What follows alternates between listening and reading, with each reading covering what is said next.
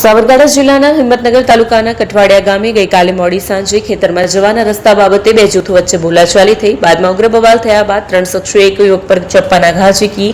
બાદમાં બે મહિલાઓએ યુવકને પથ્થરના ઘા મારતા યુવક ઢળી પડ્યો, જેને સારવાર અર્થે હિંમતનગર સિવિલ હોસ્પિટલ ખસેડાયો, જ્યાં હાજર તબીબોએ યુવકને મૃત જાહેર કર્યો. આ સાથે જ અન્ય 4 વ્યક્તિઓને સામાન્ય ઇજાઓ પહોંચી.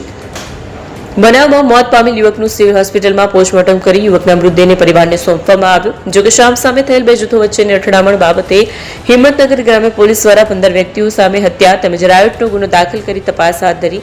એલસીબી, એસઓજી તેમજ ગ્રામ્ય પોલીસની અલગ અલગ ટીમો દ્વારા આરોપીની ધરપકડ કરવા માટેના પ્રયાસો હાથ ધરવામાં આવ્યા છે.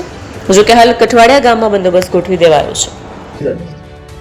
સાબરકાંઠા જિલ્લાના હિંમતનગર ગ્રામ્ય પોલીસ સ્ટેશનના કઠવાડિયા ગામ ખાતે ગઈકાલ સાંજના 7:30 વાગ્યા આસપાસ ખેતરમાં રસ્તો કેમ બંધ કર્યો છે એ બાબતે બે પક્ષો વચ્ચે મારામારીનો બનાવ બનેલો છે, જેમાં એક પક્ષ જે રસ્તો હતો એ જેસીબીથી ખોદીને બંધ કરતા હતા કે ભાઈ અહીંયા પગદંડી જ રસ્તો છે, ટ્રેક્ટર લઈ જવાનો રસ્તો નથી.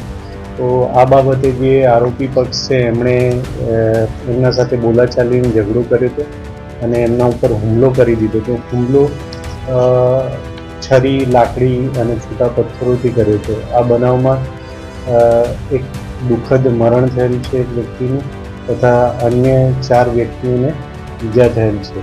આ બાબતે હિંમતનગર ગ્રામ્ય પોલીસ સ્ટેશનમાં ખૂન સાથે રાયોટિંગના બનાવ બાબતેનો ગુનો દાખલ કરવામાં આવેલ